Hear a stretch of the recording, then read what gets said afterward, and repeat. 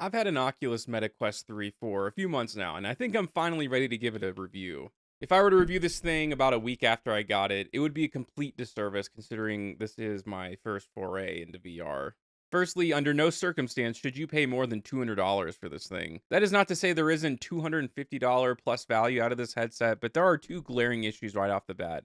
The standard strap that this thing comes with is a pile of garbage. If you plan on using this headset with literally anyone in your house, you have to toss it in the trash. The weird three-layered strap is a nightmare to switch off with someone when you are playing something like bowling. If you plan on taking this to a house party, then you really better give up immediately on thinking you can make it work with what comes out of the box. I got an updated head strap, and it made all the difference in the world. I'll show you on screen the one that I got now. The only issue I have with this one is the top cushion is also garbage. The Velcro will wear out in a couple months, and for some odd reason, it is not easy to find a replacement for it. Just know it is worth investing a good amount of money into, and it makes a tangible difference in the overall experience. The other reason you should not pay more than $200 for this is because it comes with absolutely nothing. You will need to purchase all of the fun you are having on this device.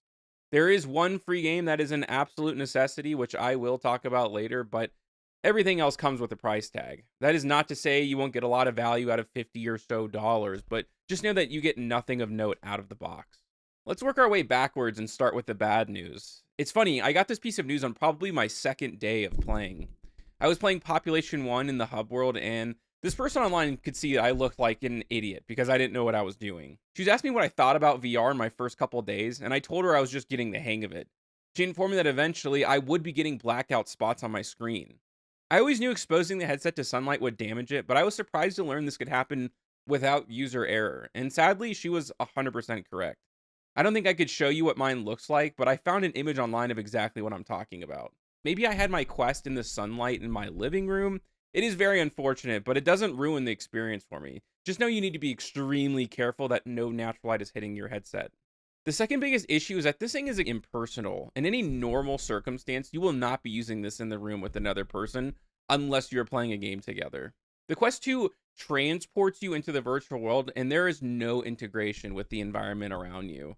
A person talking to you would just assume you're off doing something more important and not paying any real attention to them, even if you are. This is something that intrigues me the most about the Apple Vision Pro. Even though that design is not perfect, the screens are integrated into a real life environment, and there is a level of connectivity between you and the person you're talking to. In a weird way, that leads me into my third point, this thing as an entertainment device. I think that in theory, this headset would be the perfect companion between you and your significant other. My fiance can watch her show, and I can watch sports on an equally amazing screen in a way that doesn't bother her. That just isn't how it works, at least for me. Once I strap this beast to my head, I am transported into my own world, which is an absolute shame because watching content on this thing is incredible.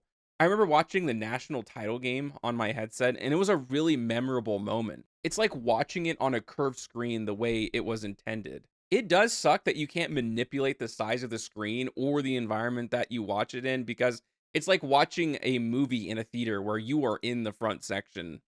It's not right in front of your eyes, but a little close for my liking. Also, there is a huge problem with the controllers in video mode. If you glance down, it will try to connect your fake virtual hands to them, even though your hands are probably at your sides. It does this spazzy thing that makes watching videos annoying. So naturally, you push your controllers off to the side, but you are in the virtual world, so you are constantly patting your hands trying to remember where you put them. Overall, I see potential more than a fully realized concept from an entertainment standpoint on the Quest 2. So, what about gaming? After all, I would probably label this thing a gaming console. The selling point, besides the VR world, which is severely lacking, is the enhanced gaming experience that you get from playing in virtual reality. I have spent a lot of time in this area, and I can confirm that it is amazing. When you get a headset, there are two games you have to get. The first one is Population 1. This game is 100% free, and on face value, it is just a battle royale game. And don't get me wrong, there is a lot of fun to be had with that game mode. It will give you the VR experience you likely dreamed about as a kid. Flying through the sky, climbing buildings, the shooting mechanics, it is all perfect. With that being said, the real fun starts when you jump into Team Deathmatch. The maps are all fan created from what I can tell, and you will have the most fun playing this mode for hours. You'll play Call of Duty maps and tons of other locations from movies and video games. This is definitely the most fun I have had on the Quest 2, hands down. The other game you have to get is Premium Bowling. In almost every conceivable way, it is better than real life bowling. The mechanics are near perfect, and you tear through games. You don't have to get disgusting shoes and deal with stale beer.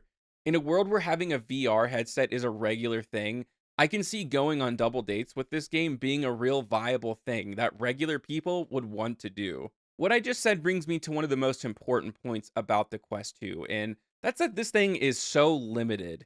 You can't move from where you are. If you are sitting, you might as well be stuck in cement. Your space is so limited, and moving is a legit pain in the ass. Passing a headset with someone isn't awful, but there is an awkward aspect to it that is hard to describe unless you've experienced it yourself. Now that I got that out of the way, let's get back to the games, and more specifically, the story games. I have played extensive time in both Resident Evil 4 and Red Matter. RE4 is a unique experience. Being able to play this game that I played as a kid in this way is almost unbelievable. Seeing the Chainsaw Man come for you is legitimately horrifying. The game is a little jarring at times. It takes a long time to get used to the movement, and if you are weaker to VR, it could make you sick. I was a pretty hardened veteran when I took a deep dive into this game in terms of handling motion, but even this one was hard to get through at times. The game also looks pretty rough. The character models are actually quite good, but the environment is so bad it does take away from the experience. It just makes you wish they took the time to revamp the game versus literally jamming you into the PS2 port. The cutscenes are even played on a screen, further adding to this idea that the game should have spent more time in the oven. Red Matter is a game that gets a lot of hype. You will hear every VR person talk about how amazing this game is. Well, most say Red Matter 2 is the better experience, but you can still get a lot of enjoyment out of this first game. I am here to tell you they are wrong. This game has the absolute worst movement mechanics. It ruins the game for me, and I have a hard time getting the courage to boot it back up. I might just jump straight into the second game. There are a couple of recent titles that came out as I'm recording this video, such as Assassin's Creed, which people say is good. I haven't personally played it, but I believe them. Your first experience in a story mode will change your life. Before I conclude my thoughts, I will say I have tried out this headset as a fitness device.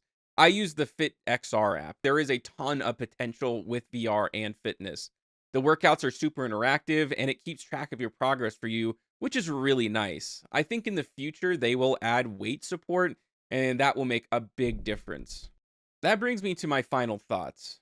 We live in a world right now where people are not sure if VR is going to catch on. VR headsets such as the PlayStation VR have completely flopped, and the average person cannot afford Apple's Vision Pro. For the large majority of us, that brings us to this device right here. So, is it worth it? I'm going to go ahead and say absolutely. This is a great piece of technology at a more than reasonable price point. Is it flawed? Yes, it is extremely flawed. The reality of the situation is that the technology is just not there yet. I'm going to say the first VR headset to sink over $1,000 into won't be made for probably 5 years or so. For now, grab yourself a MetaQuest 2, enjoy this emerging technology at a good price point, and get excited about this medium because I'm telling you, it will be the normal in the future.